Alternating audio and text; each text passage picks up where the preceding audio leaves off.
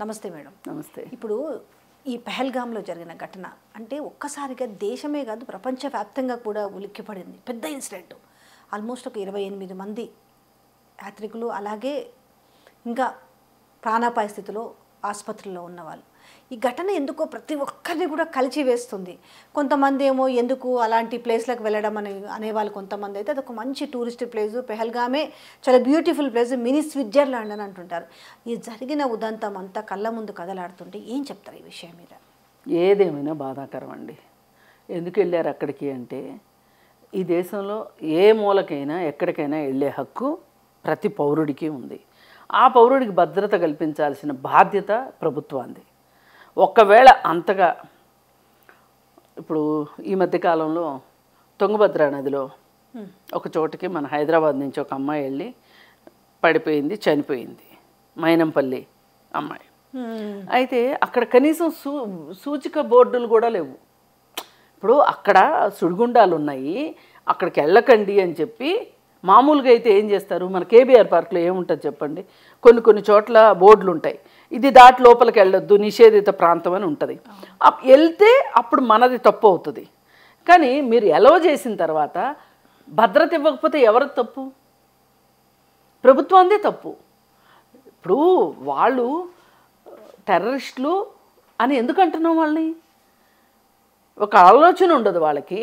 వాళ్ళు ఏదనుకుంటారో అదే కరెక్ట్ అనుకుంటారు. ప్రాణాలను సైతం బలిపెట్టుకుంటానికి, రెండో వాళ్ళు బలిపెట్టడానికి, వాళ్ళు సావటానికి ఆత్మాహుతి దళాల మాదిరి వస్తారు. ఇలాంటి మానసిక స్థితికి వాళ్ళు వెళ్ళారు అంటే ఇంకా వాళ్ళకి ఉచ్చం నీచం ఏముంటుంది? కానీ అలాంటి వాళ్ళని కంట్రోల్ చేయాల్సిన బాధ్యత ఎవరిది? నేను అడిగేది అది ప్రశ్న. అక్కడికి వెళ్ళొద్దు అని చెప్పటం కాదు, వెళ్ళొద్దని చెప్పటం అనే మాట కరెక్టే కాదు.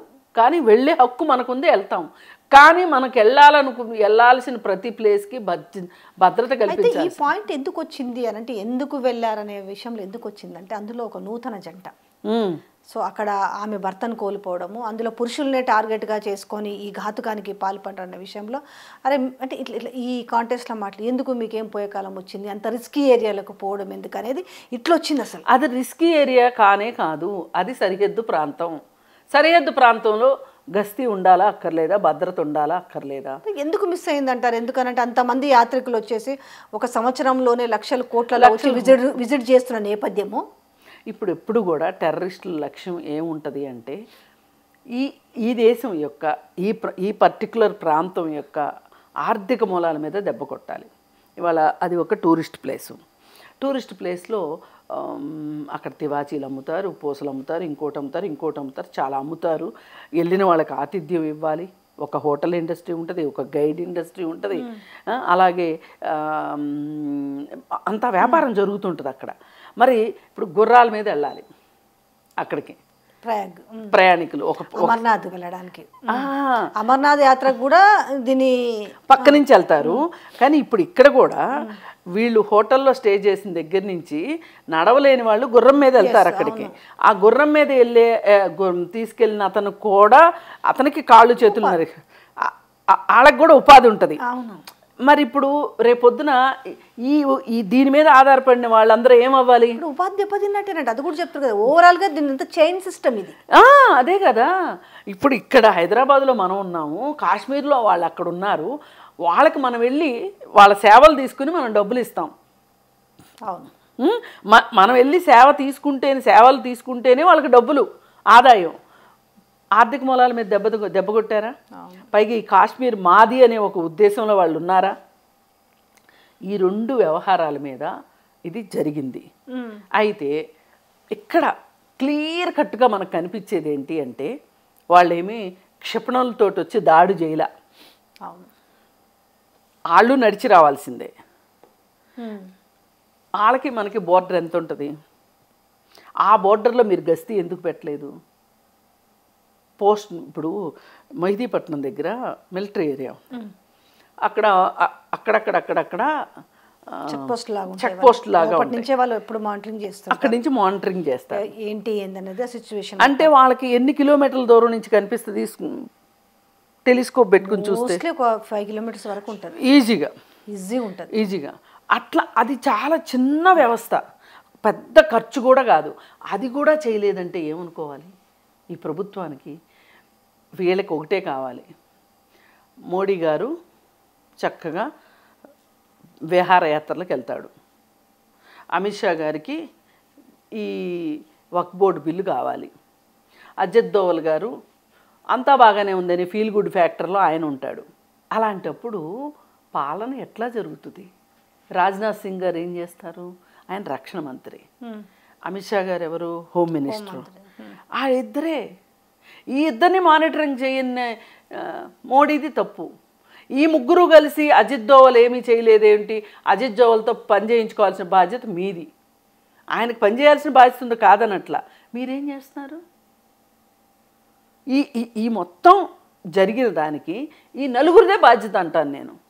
అదే లాల్ బహదూర్ శాస్త్రి లాంటి వాళ్ళు కనుక ఈ ప్లేస్లో ఉంటే కనుక ఇప్పుడు రాజీనామా చేసేవాళ్ళు. వీళ్ళకి ఆదర్శం లాల్ బహదూర్ శాస్త్రి గారే కదా. తప్పేం కాదు, చాలా మహానుభావుడు ఆయన.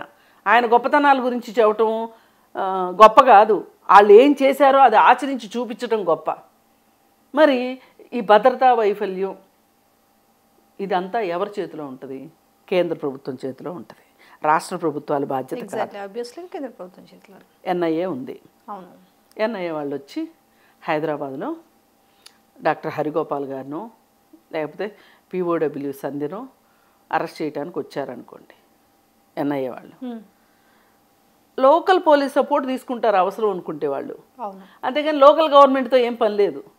ఈ లోకల్ గవర్నమెంటు అయ్యయ్యో ఆయన పాపం పెద్ద ఆయనండి, నడవలేని పరిస్థితిలో ఉన్నాడు, ముసలాయనండి, ప్రొఫెసర్ గారు ఆయన ఆ పరిస్థితుల్లో ఆయన ఏం చేస్తాడండి, పాపం సంధ్య అంటే పాపం చాలా కష్టాలండి, మహిళా సమస్యల మీద పనిచేస్తుందండి, ఆవిడ మీద ఎందుకండి అని ఈ స్టేట్ గవర్నమెంట్ ఏదో ఒక ఉదార బుద్ధితో చెప్పింది అనుకోండి, నోరు మూసుకోండి అని చెప్తారు వాళ్ళు. ఎందుకంటే మా నిఘా సంస్థలు మాకు చెప్పినవి కాబట్టి మేము వాళ్ళ మీద ఉపా చట్టం పెట్టామని చెప్పారు కదా ఆ రోజు.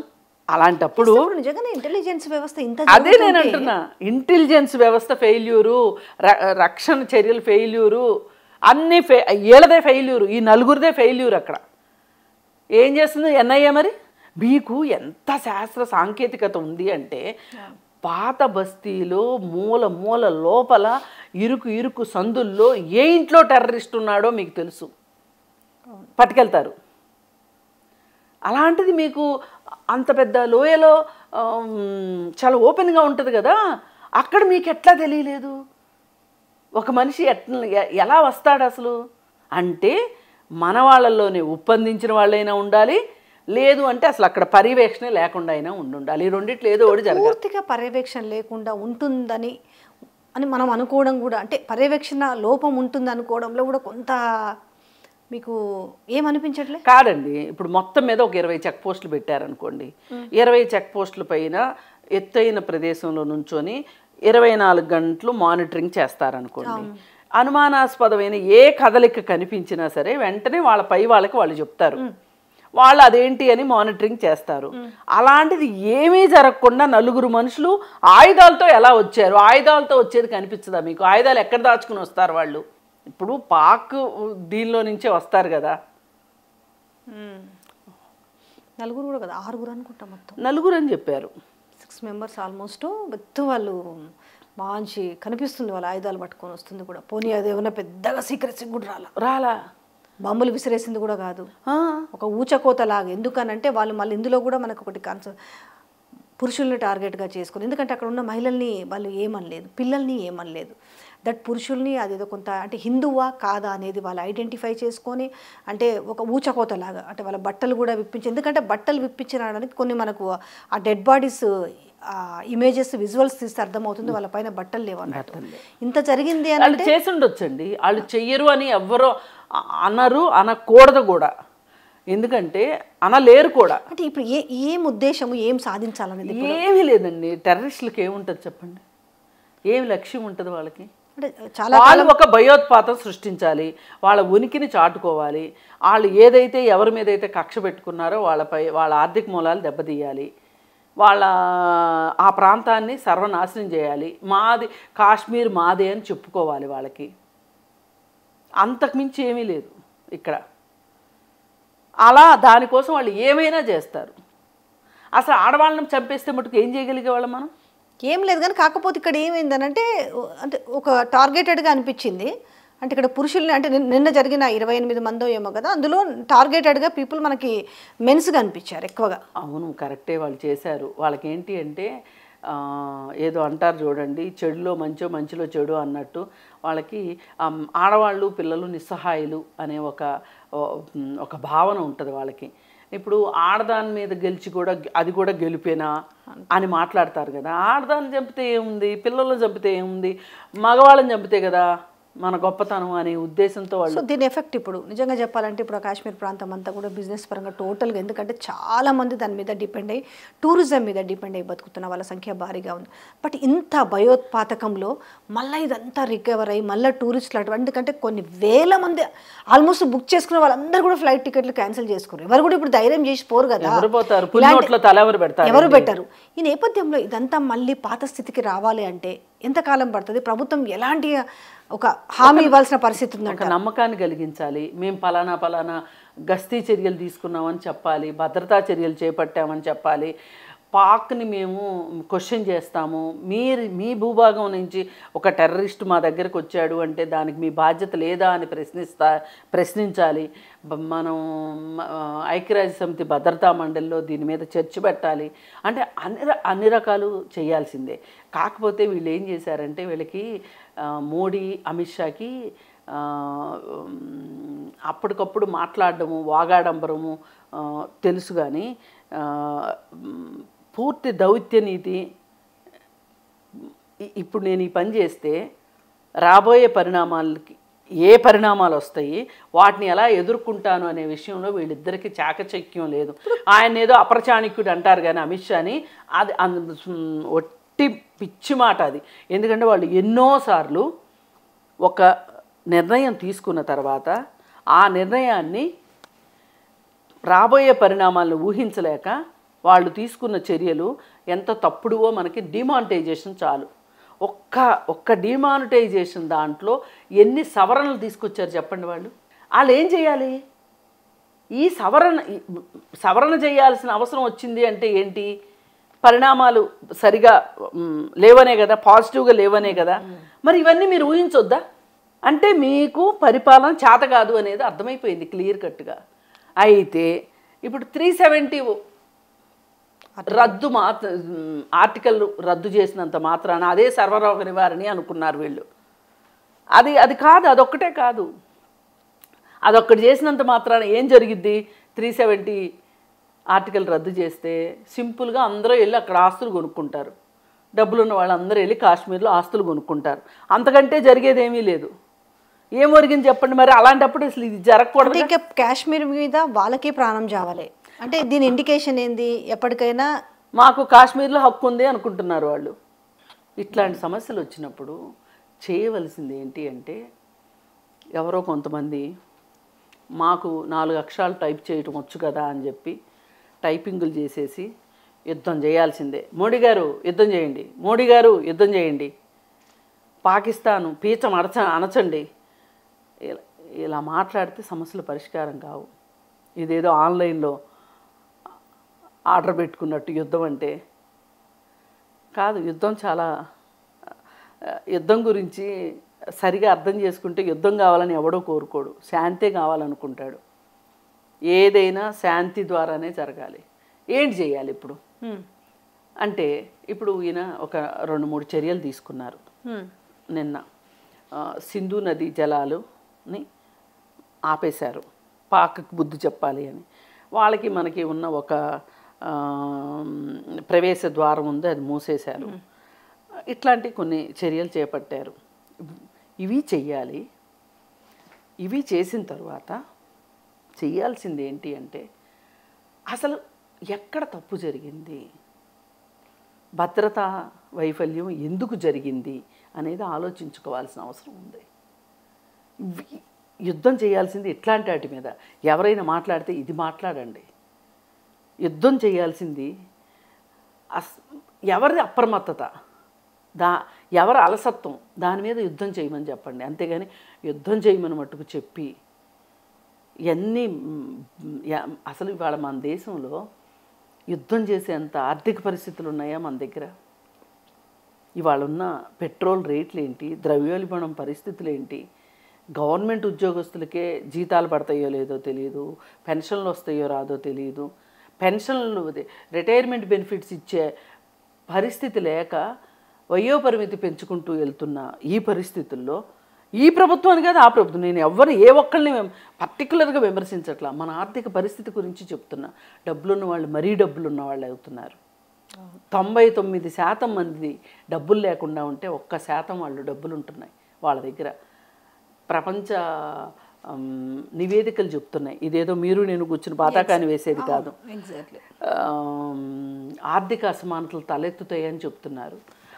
నిరాశ నిస్పృహలు వస్తాయి దీనివల్ల, ఆర్థిక అసమానతలు పెరిగితే ఉపాధి అవకాశాలు లేవని చెప్తున్నారు, నిరుద్యోగం పెరిగిపోతుంది. మరి ఇవన్నీ జరిగినప్పుడు యువత ఈ సమస్యల బారిలో నుంచి యువత ఒక ఉగ్రవాదము, లేకపోతే ఒక టెర్రరిజము, ఒక నక్సలైట్లో కరెక్టు అనుకుని అరాచక శక్తులుగా మారితే ఏంటి పరిస్థితి? మీరు వాటి గురించి కూడా ఆలోచించండి. అంటే నేను అనేది ఏంటంటే, ఇవాళ మనకి యుద్ధం చేసే తాహతులో మనం లేము. ఇవాళ చూసాము ఉక్రెయిన్ రష్యా యుద్ధం చేసుకుని ఏం జరిగింది? అమెరికా ఆయుధాలు అమ్ముకుంది, అంతకంటే ఏమీ కాలేదు. కరెక్ట్. అది ఏమైంది? ఎంత అందమైన ప్రదేశం, సుందరమైన ప్రదేశం ఉక్రెయిన్ చిన్న భిన్నమైపోయింది. మంచి బ్యూటిఫుల్ ప్లేస్, అది బ్యూటిఫుల్ ప్లేస్. ఏం కోల్పోయినారంటే ఏముంది? ఏమీ లేదు.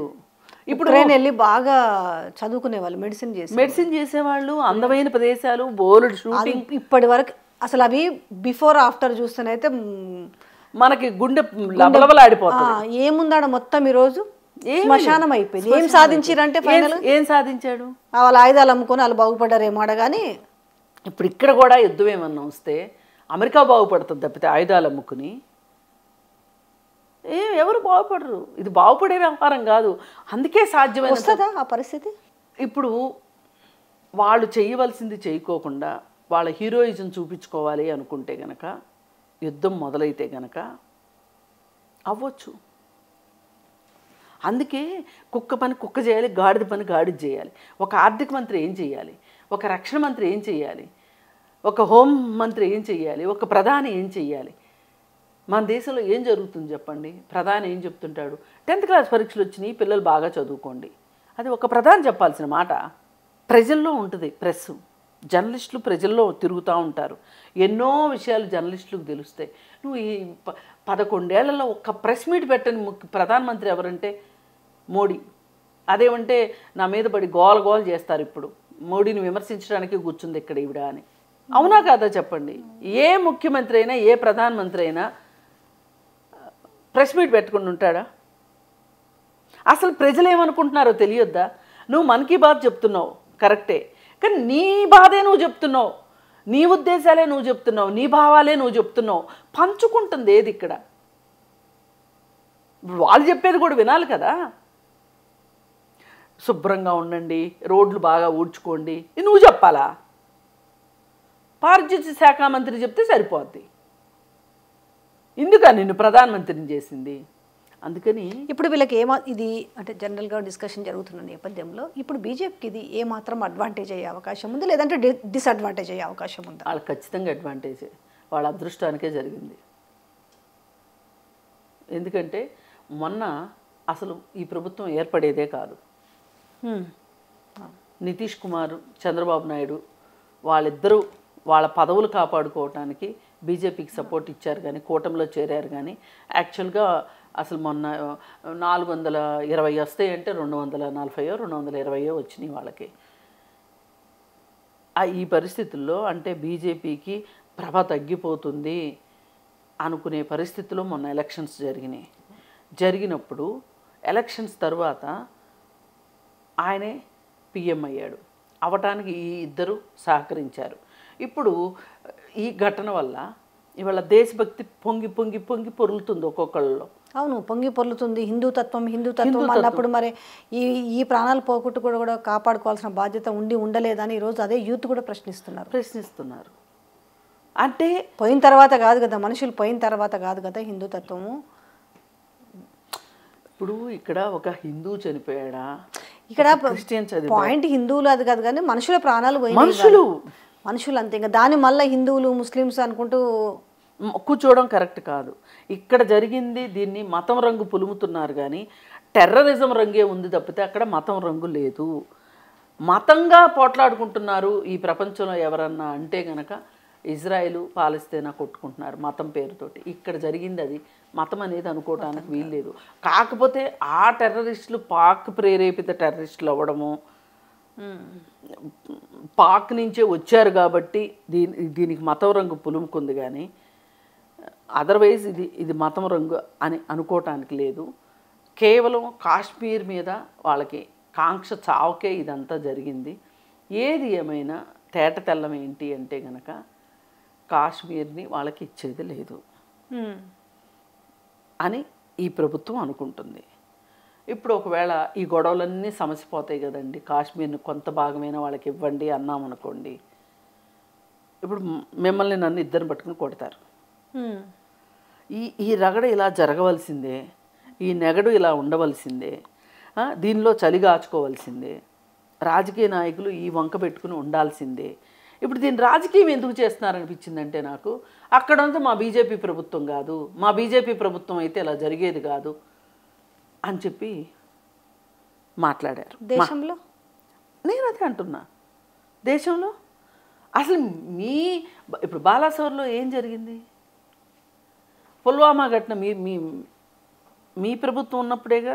అందుకే నేనే ఏమవుతుందంటే ఇలా ఎందుకు మాట్లాడుతున్నారంటే, వాట్సాప్ యూనివర్సిటీలో వచ్చే వాటికి చదువుకుని అదే చరిత్ర అనుకుని అదే నిజం అనుకుని నమ్మే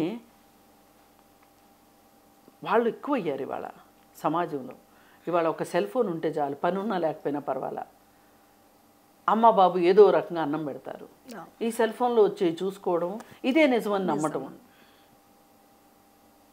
చరిత్రతో పని లేదు మనకి. ప్రస్తుతం జరుగుతున్న దాన్ని కళ్ళు తెరిచి చూసే ఓపిక లేదు మనకి. ఇది ఇట్లుంటే విచిత్రమైన అంశాలు తెరపైకి రావడం. ఒకటి అఘోరి విషయం అనేది అదేందో భయంకరంగా సోషల్ మీడియాకి ఎప్పుడు మనం కర్మగాలి సోషల్ మీడియా ఓపెన్ చేస్తే ఈ ఎపిసోడు ఈ దరిద్రం అంతా కూడా, నేను దరిద్రం ఎందుకు అంటున్నానంటే అది ఏందో మరి పుంకాలుగా వస్తుంది. అతను ఏదో జైల్లో ఉన్నాడట, తర్వాత అతన్ని చేసుకున్నట్టు అతను అంటాడు, ఆమె అంటాడు, అటువైపు ఆ వర్షినో ఎవరో అతను చేసుకున్న అమ్మాయి పేరేదో, వాళ్ళ తల్లిదండ్రులు ఒకవైపు గోల పెడుతున్నారు. ఏంది అసలు ఇది? ఇంత ఈ మెస్సీకి కారణం ఏంది?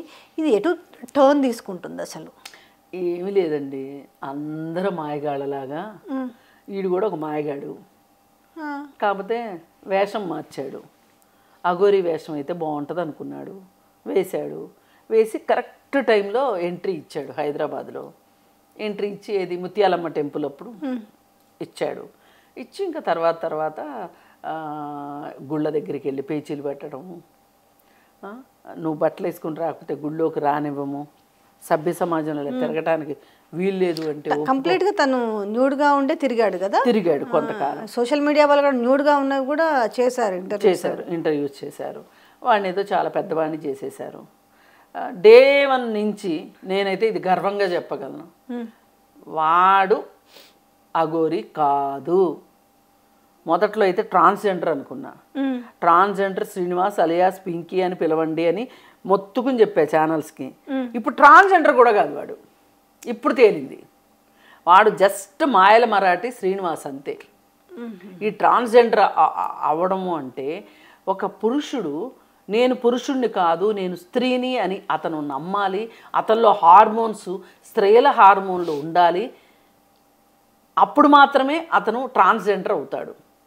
కానీ వీడు ట్రాన్స్జెండరు కాదు.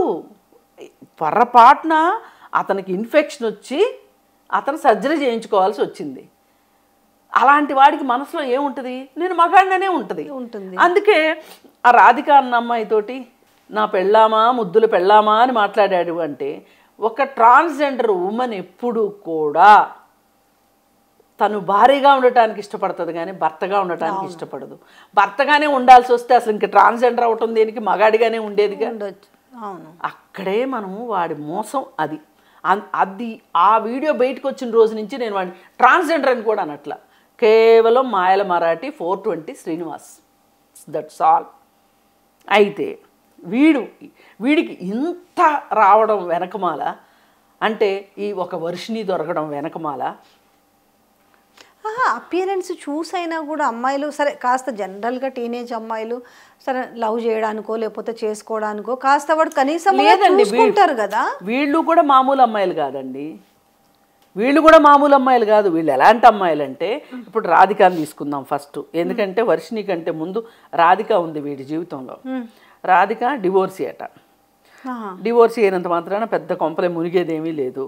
అయితే ఆవిడ డిప్రెషన్లో ఉండి వీడితో మాట్లాడి వీడు నవ్వించేసరికి ఆమె డిప్రెషన్ తగ్గిపోయిందంట. కానీ ఆవిడకి ఆశ్రమం పెట్టాలి అనే ఒక ఆశ ఉందంట. ఈయనకు కూడా అదే ఆశయం ఉంది. ఇద్దరు ఆశయాలు ఒకటైపోయి ఇద్దరు మూడు పెళ్ళాల్లాగా నన్ను పెళ్లి చేసుకున్నాడు అని చెప్తుంది ఆవిడ. వాళ్ళిద్దరి మధ్యలో మనీ ఎక్స్చేంజ్లు అన్నీ కూడా జరిగినాయి. అయితే మరి ఇదంతా జరిగింది అనడానికి బ్యాంక్ అకౌంట్లు చెప్తున్నాయి, మనీ ట్రాన్సాక్షన్స్ జరిగినాయి. అలాగే వీళ్ళిద్దరు మూడు పిల్లల్లాగా బిహేవ్ చేసుకున్నారు, మాట్లాడుకున్నారు అనుకోవటానికి ఫోన్ కాల్స్ సరిపోయింది. అంటే వాళ్ళిద్దరూ రిలేషన్షిప్లో ఉన్నారు, పెళ్లి చేసుకున్నారు, రిలేషన్షిప్ ఎస్టాబ్లిష్ అయింది కదా అక్కడ. మరి అలాంటప్పుడు ఆమెకే ఆశ్రమం కట్టించేవాడో ఆవిడ ఈయనకి కట్టించేదో అక్కడే చావకుండా వీడు దేశాటనకు బయలుదేరి ఇంకా బకరాలు ఎక్కడ దొరుకుతారు, మరి ఆశ్రమానికి డబ్బులు ఎక్కడి నుంచి వస్తాయి? ఈ బకరాలు దొరికే క్రమంలో ఈ పిల్ల కనిపించింది, వర్షిని కనిపించింది, లడ్డూ లాంటి పిల్ల. మొత్తం అన్నీ ఎగిరిపోయినాయి, ఆశ్రమాలు అన్నీ ఎగిరిపోయి ఇప్పుడు ఈ లడ్డూ లాంటి పిల్ల పక్కన పెట్టుకొని డబ్బులు సంపాదించడం ఎలా అని వీడు ఆలోచించాడు. ఎక్కడ దొరికింది వర్షిని? ఇంకొక అఘోరి బాబా దగ్గర దొరికింది. ఆ అఘోరి బాబా దగ్గర ఆమె ఎందుకుంది? అక్కడ అఘోరి మంత్రం ఎందుకు తీసుకుంది ఆవిడ?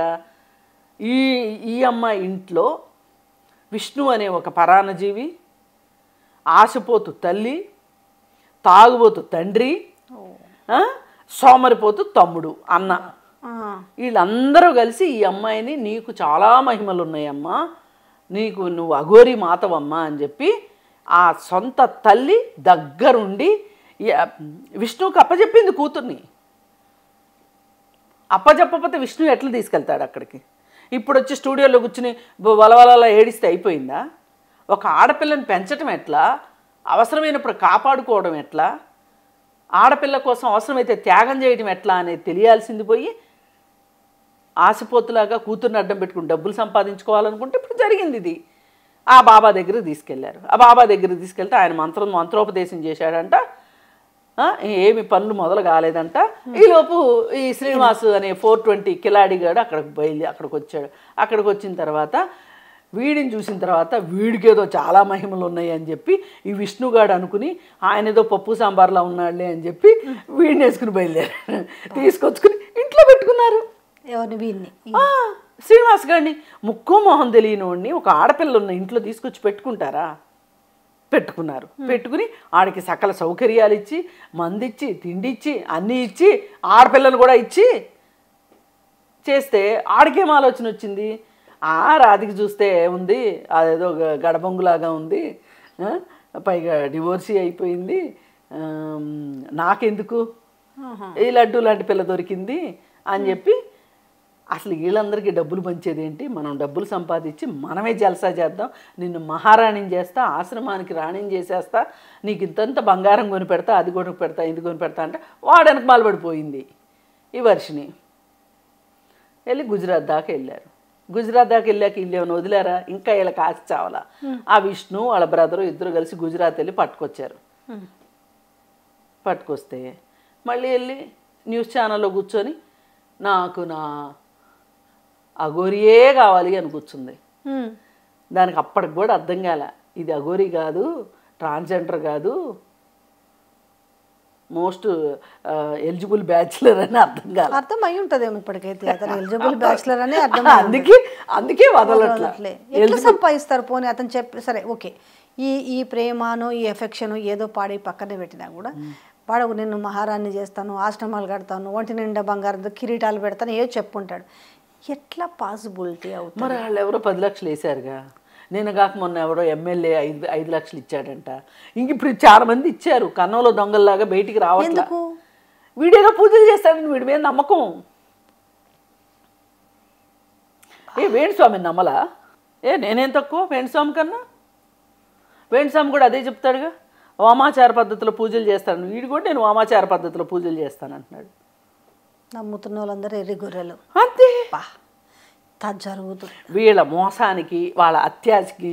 ఇప్పుడు కనీసము ప్రజలకైతే అర్థమైంది కదా, ఇంకా ఇతను పూజలు చేసి ఇప్పుడు ఇంకో కొత్త వేషం వేసుకుని వస్తాడండి, కొత్త వాళ్ళు నమ్ముతారు.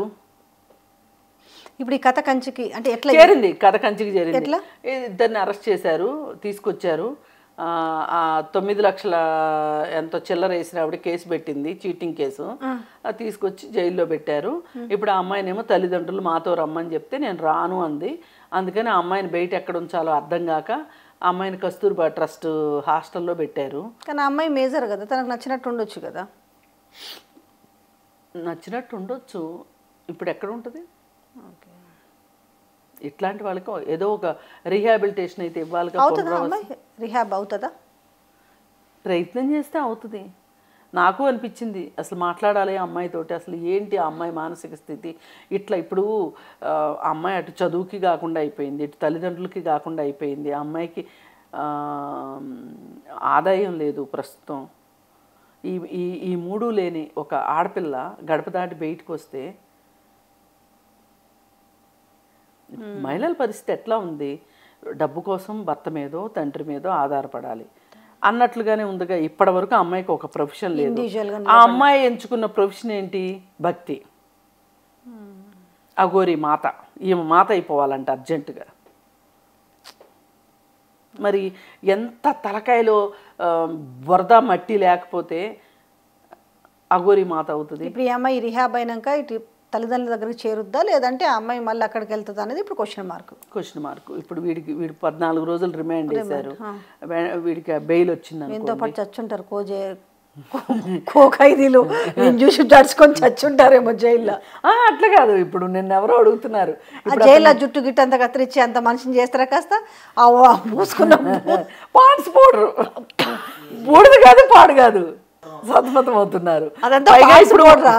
అదే అది ఉంది కదా, అది ఒరిజినల్ జుట్టు కాదు కాదా, అది పెట్టుకున్నది విగ్గు లాంటిది. అది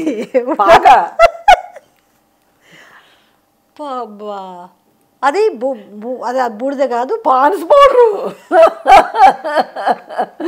పాన్స్ పౌడరు. దేవుడి కొద్ది ఇంతకు మించి అనిపిస్తుంది.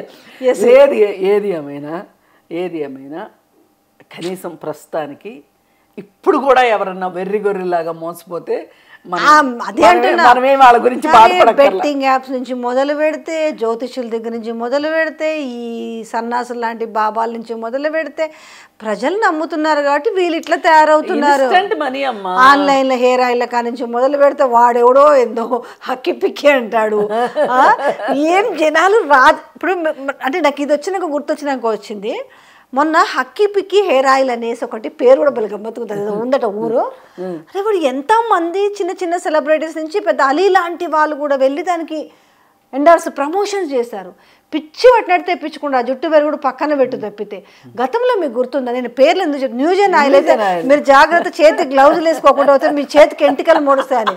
ఆ న్యూజెన్ ఆయిల్ ముందన ఒక మీడియా వాడు పెద్ద బిల్డింగ్ కట్టాడు, కానీ మిగతా వానికి జుట్టు అయితే రాలి. ఇన్ని తెలిసినప్పటికీ కూడా ఆ డైట్ పేరుతో ఒక నిన్న మనం వైరల్ అవుతుంది, డాక్టర్ కదా, ఒక డాక్టర్ అంటే వస్తే డాక్టర్ అని చెప్పుకుంది, డాక్టర్ వినిలా డైట్ అనేసి జేబులు గుల్ల చేస్తుంది. ఆడవాళ్ళంతా కూడా ఉన్న బంగారాలు తాకట్టు పెట్టుకొని జాయిన్ అవుతున్నారు. ఎందుకు మరి రియలైజ్ అవుతలేరో అర్థం కావట్లేదు. అసలు ఏం లేదు, ఇవాళ మార్కెట్ మనల్ని నడిపిస్తుంది. ఏ అడ్వర్టైజ్మెంట్ వస్తే ఆ అడ్వర్టైజ్మెంట్కి మనం ఆకర్షితులు అవుతున్నాం. విచిత్రం ఏం చెప్పనా మేడం, తగ్గడం అనేది ఫుడ్ కంట్రోల్ చేసుకొని కొంచెం జాగింగో వాకింగ్ అంటే అక్కడ చెప్పింది మీరు ఎలాంటి ఎక్సర్సైజులు చేయొద్దు, మీరు బరువు తగ్గుతారు. జనాలు కూడా ఈజియెస్ట్ మోస్ట్ అట్రాక్టివ్ పాయింట్ ఇది, మీరు కష్టపడొద్దు కానీ మీరు బరువు తగ్గుతారు, తింటూ బరువు తగ్గొచ్చు. ఆఖరికి అది తినడం ఏం తెలుసా, కడుపు అంతా మార్చేస్తుంది. రోజు తినే ఫుడ్ ఇంత ఇడ్లీ ఇంత సాంబారు ఏం తిండి అనుకుంటున్నారు, చచ్చిపోతారు.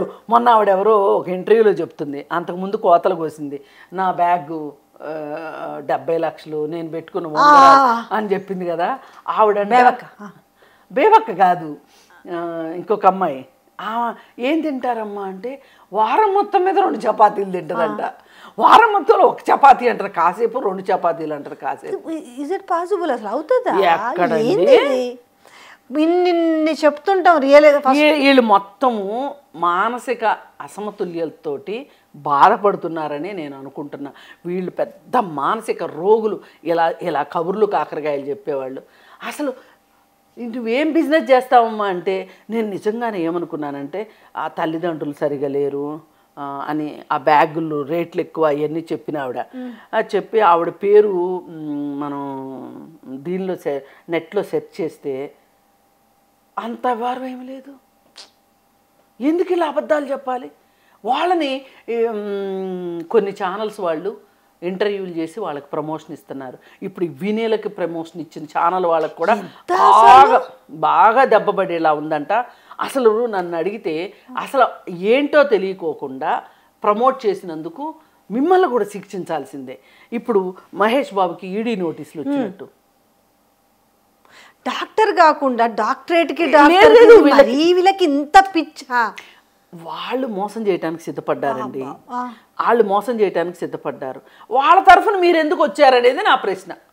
ఇప్పుడు నేను అడిగేది ఒకటే, మోసం చేసేవాళ్ళు ఉంటారు, దాంట్లో మెజార్టీ పోర్షన్ వాళ్ళదే కదా, ప్రచారం చేసిన వాళ్ళదే. ఎన్ని వీడియోలు మోసానికి తెర ఆలోచన ఇస్తే దాన్ని ఎట్లా పబ్లిసిటీ చేయాలనేసి వీళ్ళు లేరు. అదే అందుకే ఇప్పుడు అందరూ సమాధానం చెప్పాల్సిందే. ఎన్నున్నాయి తెలుసా?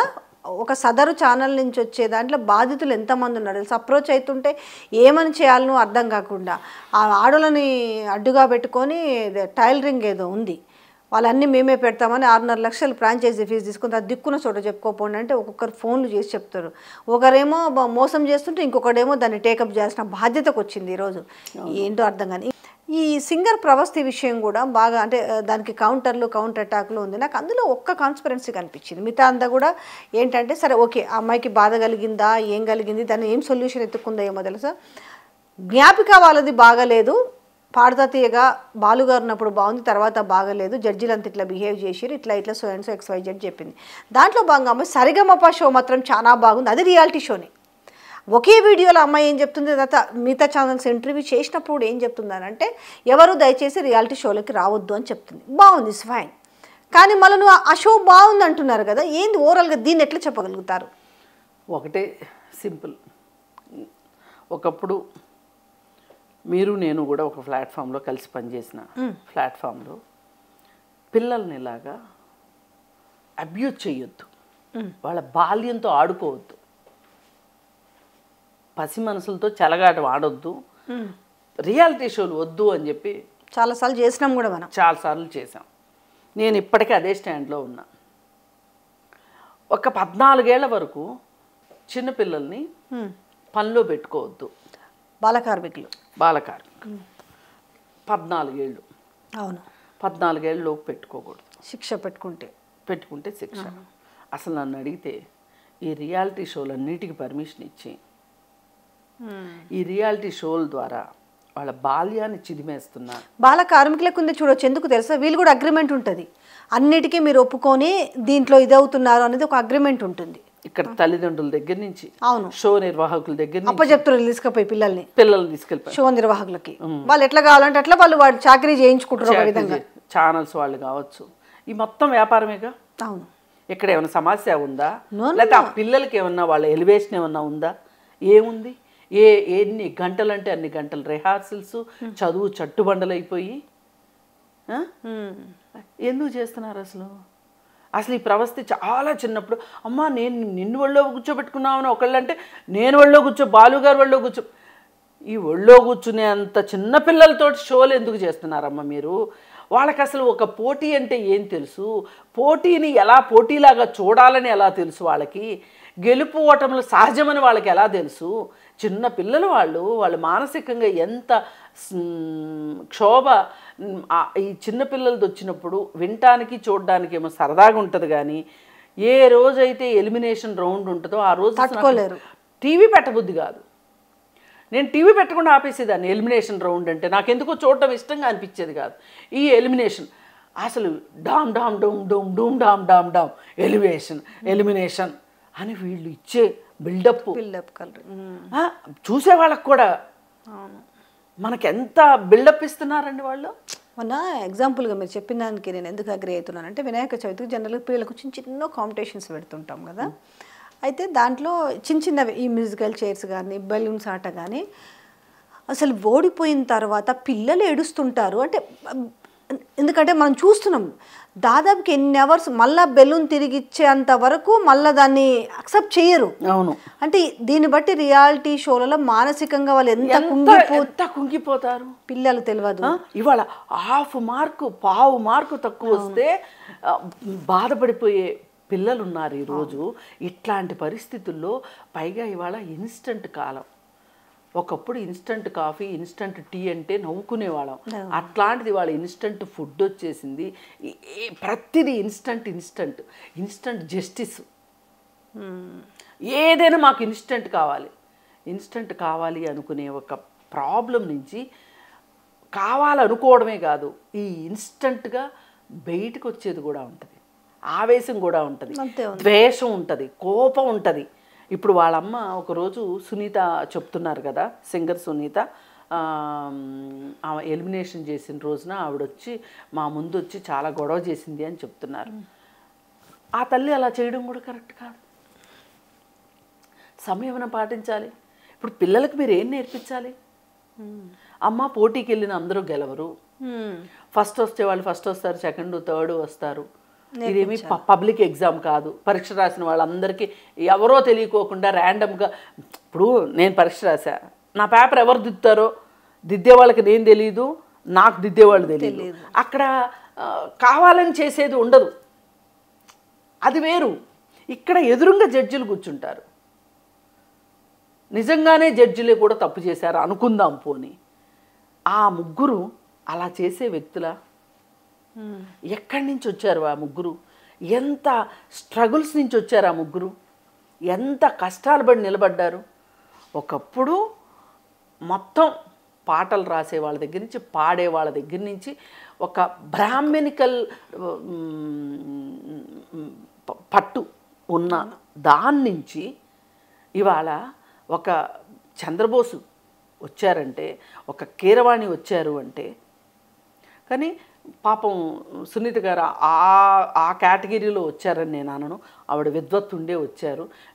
ఆమె ఫస్ట్ పాడుతా తీగలో నుంచి స్ట్రగుల్ చేసే వచ్చింది ఒక్కొక్కటి. నేను అంటుంది అట్లా కాదు. ఆమె ఒక బ్రాహ్మణ్ కాబట్టి ఆమె అయ్యింది అనడానికి లేదు. ఆవిడ టాలెంటెడ్గా వచ్చింది.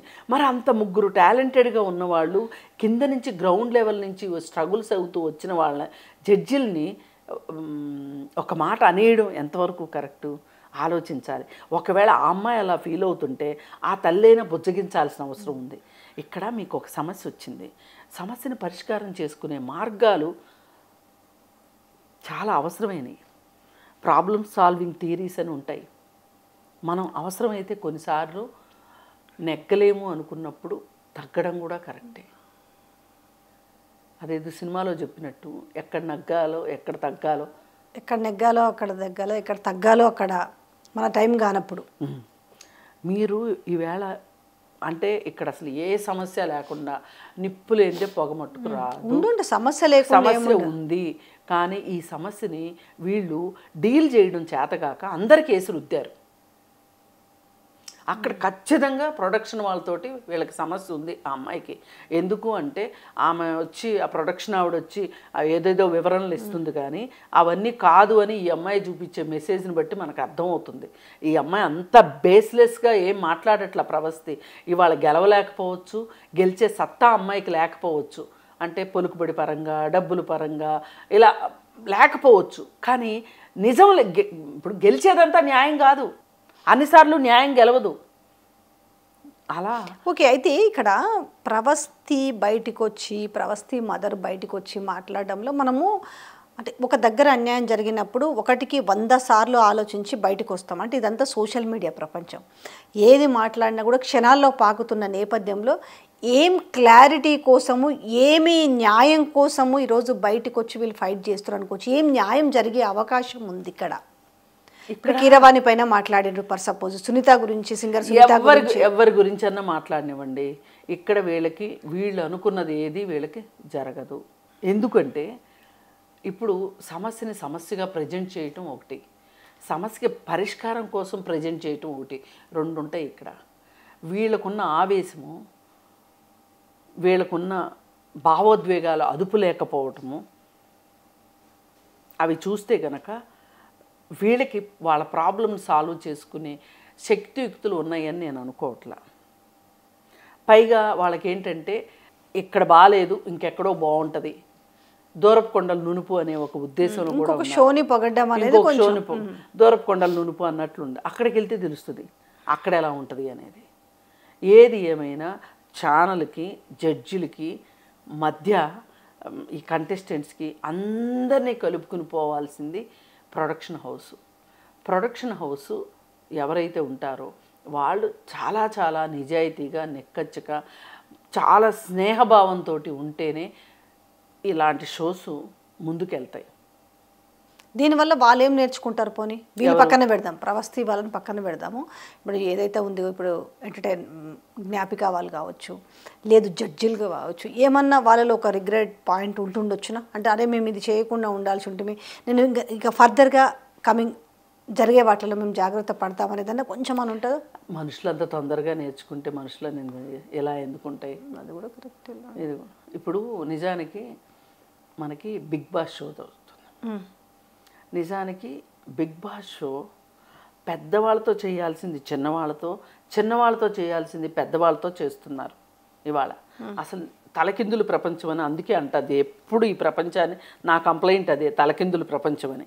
ఎందుకంటే ఈ చిన్నపిల్లల్ని ఒక చోట ఉంచితే, ఒక సినిమా కూడా ఉంది, ఒక ఊరిలో పిల్లలందరూ మాయమైపోతూ ఉంటారు.